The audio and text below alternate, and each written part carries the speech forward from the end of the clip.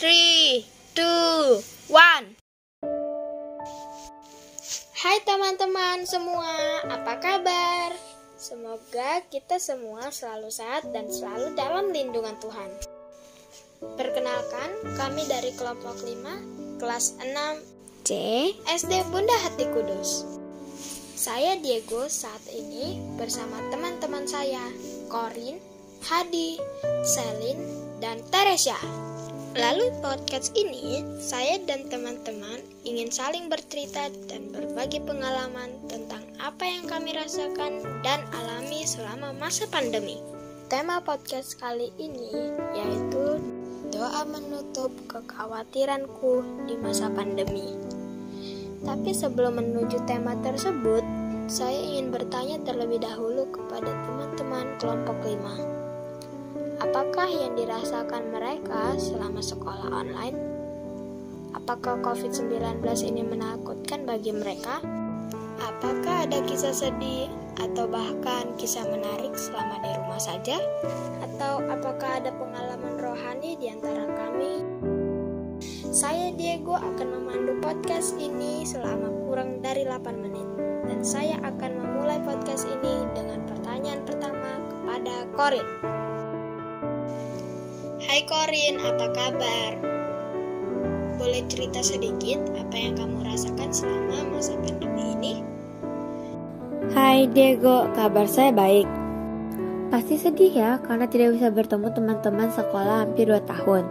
Tapi ada nilai positif yang bisa saya ambil, yaitu selama di rumah saya bisa berkumpul bersama keluarga. Selain itu, ada pengalaman menarik juga, yaitu bisa berkomunikasi melalui telepon dengan teman-teman di luar jam sekolah. Jadi tidak bosan dan tetap bisa bertemu, walau tidak tatap muka.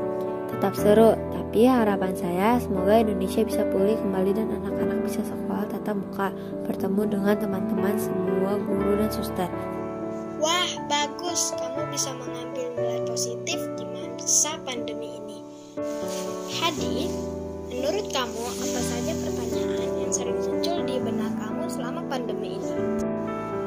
Apakah pandemi ini membuat kamu merasa ketakutan? Pertanyaan yang muncul di pikiran saya adalah apakah masa pandemi ini terjadi karena Tuhan sedang marah kepada manusia? Tapi saya tidak merasa ketakutan karena saya percaya Tuhan Yesus selalu menyertai saya, teman-teman dan semua keluarga. Iman inilah yang menguatkan saya. Iya, benar sekali. Seperti kita temukan di ayat 2 Timotius 1 ayat 7. Mari kita dengarkan bersama. Sebab Allah memberikan kepada kita bukan roh ketakutan, melainkan roh yang membangkitkan kekuatan, kasih dan ketertiban. Jadi, berdasarkan ayat tersebut, kita tidak perlu takut akan apapun. Melalui pandemi ini, Tuhan mengajarkan kita untuk kuat, saling mengasihi, dengan berbagi kepada teman-teman yang terkena dampak pandemi dan tertib mengikuti prokes yang dicanangkan pemerintah untuk memutus rantai COVID-19. Hai Selin, kalau menurut kamu, apakah ada doa khusus yang kamu panjatkan di masa pandemi ini? Bolehkah berbagi pengalaman bagaimana cara kamu menghindari kebosanan selama di rumah? Hai Diego, tentu ada doa khusus yang saya panjatkan karena masa pandemi ini belum berakhir dan belum diketahui sampai kapan akan berakhir. Doa saya semoga masa pandemi ini segera berakhir agar semua kembali berjalan normal seperti sedia kala. Sekolah bisa tatap muka kembali, infrastruktur seperti mal, rumah sakit, jalan raya dapat beroperasi dengan lancar agar perekonomian bangsa kita pulih kembali. Cara saya menghindari kebosanan di rumah adalah dengan melakukan aktivitas yang bermanfaat seperti membantu orang tua, membersihkan rumah, belajar dengan baik, berkumpul bersama keluarga, berkreativitas di sela waktu luang, terutama menjaga kesehatan dengan makan makanan yang bergizi. Tidak lupa selalu bersyukur setiap hari. Iya, benar.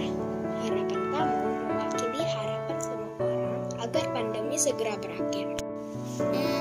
Menarik sekali cara kamu menghindari kejenuhan. Semoga menjadi inspirasi bagi teman-teman pendengar yang lain. Teresia, bagaimana dengan pengalaman kamu selama pandemi dan belajar di rumah?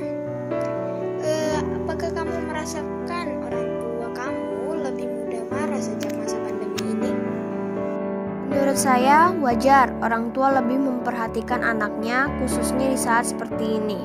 Semua demi kebaikan anak-anaknya agar kita selalu sehat dan sekolah berjalan lancar, meskipun masih pembelajaran jarak jauh. Kita sebagai pelajar harus mendengar dan mengikuti nasihat orang tua kita. Tidak menambah beban mereka dengan belajar yang baik, itu menurut saya. Benar sekali. Kita harus menghormati orang tua kita. Bagaimana dengan kamu, Diego? Apakah kamu pernah merasakan pengalaman rohani dalam hidup kamu sehingga kamu menjadi lebih dekat kepada Tuhan sampai saat ini? Saya sendiri pernah merasakan kehadiran Tuhan pada waktu saya sakit. 1 bulan lamanya saya berbaring di rumah sakit karena penyakit langka pada anak-anak, yaitu batu empedu. Ibu saya selalu menangis setelah mendengar saya akan dioperasi. Mulai itu saya berdoa kepada Tuhan, meminta keajaiban agar saya sembuh dan ibu saya tidak bersedih lagi. Tapi Tuhan sangat baik. Saya mengalami mukjizat kesembuhan. Sehari setelah saya berdoa, hasil MRI saya semua normal. Puji Tuhan, doa saya terkabul sangat cepat.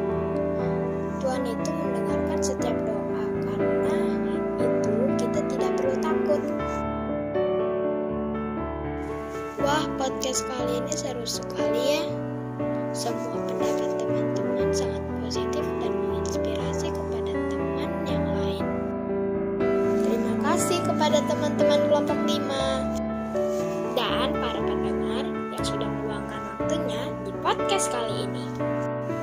Semoga podcast ini bermanfaat bagi kita dan teman-teman pendengar. Sekian dari kami, sampai bertemu kembali di lain kesempatan. Tetap semangat ya, dan salam sehat.